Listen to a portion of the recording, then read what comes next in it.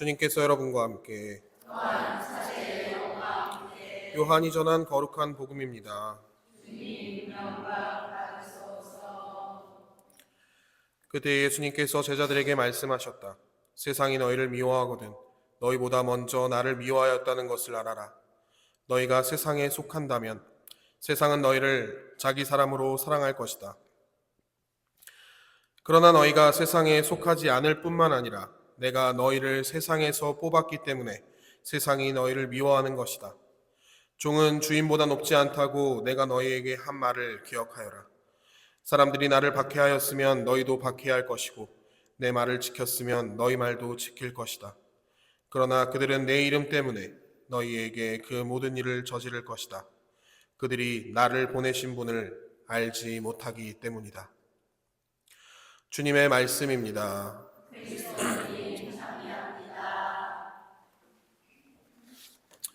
네, 참예수님. 네, 저는 옆본당 야당 맑은 연못 성당에서 사목하고 있는 김영훈 희신호 신부라고 합니다. 이영 주임 신부님께서 피정관계로 자리를 비우신 관계로 이렇게 운정성당에서 미사 드릴 수 있게 되어서 감사드립니다. 네, 강론 시작하겠습니다. 세상이 너희를 미워하거든 너희보다 먼저 나를 미워하였다는 것을 알아라. 너희가 세상에 속한다면 세상은 너희를 자기 사람으로 사랑할 것이다. 그러나 너희가 세상에 속하지 않을 뿐만 아니라 내가 너희를 세상에서 뽑았기 때문에 세상이 너희를 미워하는 것이다. 오늘 예수님께서 제자들에게 하신 말씀이죠. 그러니까 신앙생활을 하다 보면 어려울 때가 많이 있습니다. 예전에 한 10년 전쯤인가요? 우리 신앙인들을 대상으로 설문조사를 한 적이 있습니다. 질문이 몇 가지 있었는데 그중 대표적인 질문은 여러분은 왜 신앙생활을 하십니까? 였어요.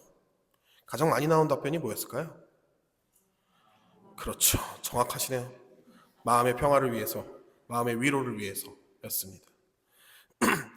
신앙생활의 목적이 교리나 성경 말씀, 함께하는 공동체 생활 이런 것보다는 마음의 위로와 평화를 얻는 것이 가장 크다는 것이죠.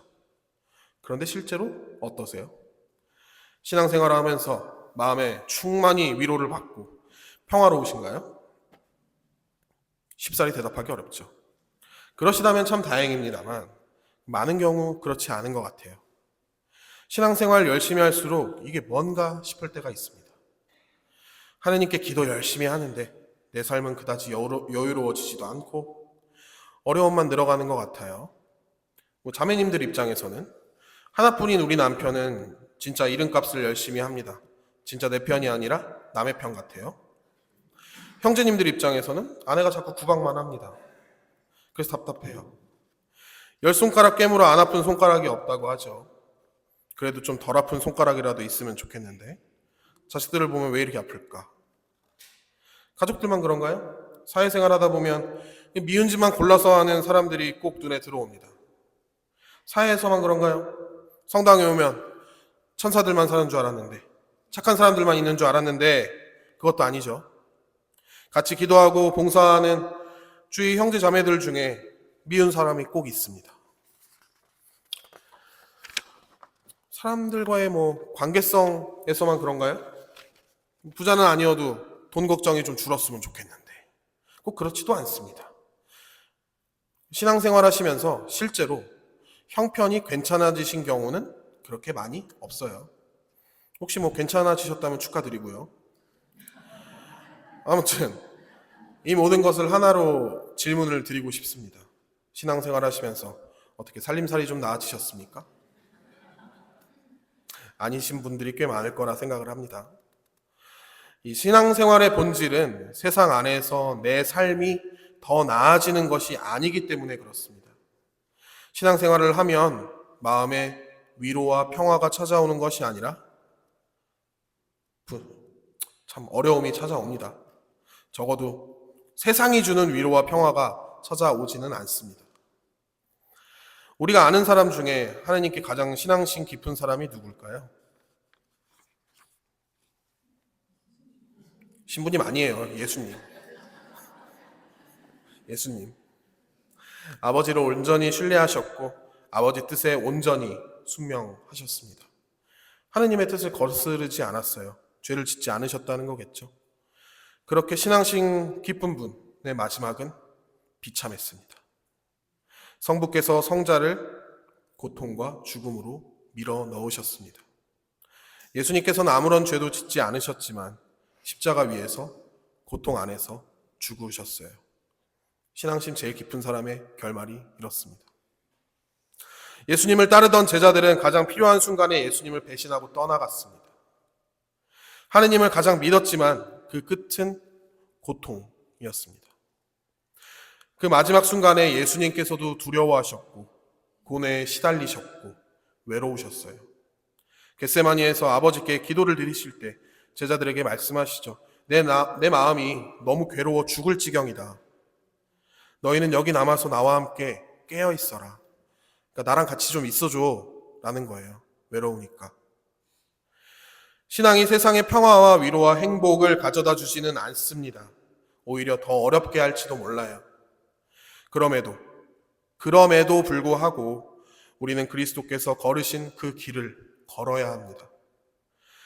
그리스도께서 우리를 뽑아 세우셨기 때문입니다.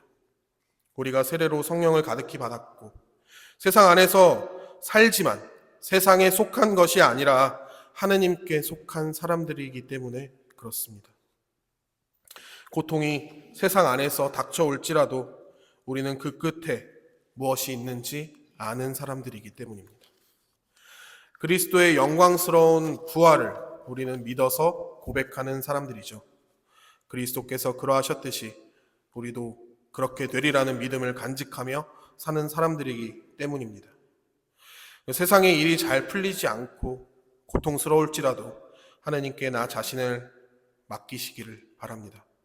온전히 그분께 의탁할 때 이 포도나무에 가지가 붙어 있는 것처럼 그분께 붙어 있을 때 세상이 줄 수 없는 평화가 찾아옵니다. 부디 그 평화를 맛보고 간직하실 수 있기를 바랍니다.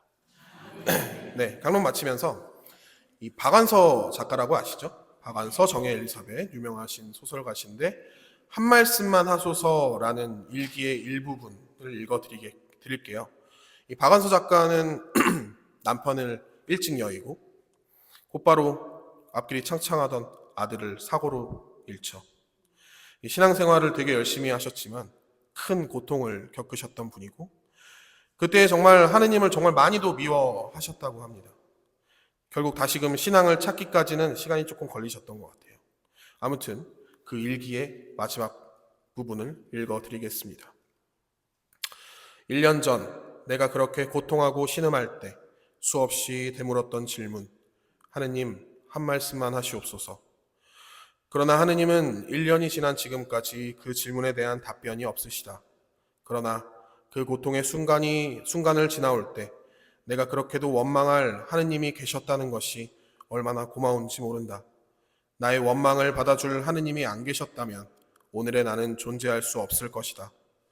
고통의 순간에 수많은 원망 섞인 질문을 던질 때 그 많은 원망을 고스란히 들어주셨던 하느님, 그분의 침묵은 더 많은 원망을 듣고자 하셨던 하느님의 배려였던 것이다.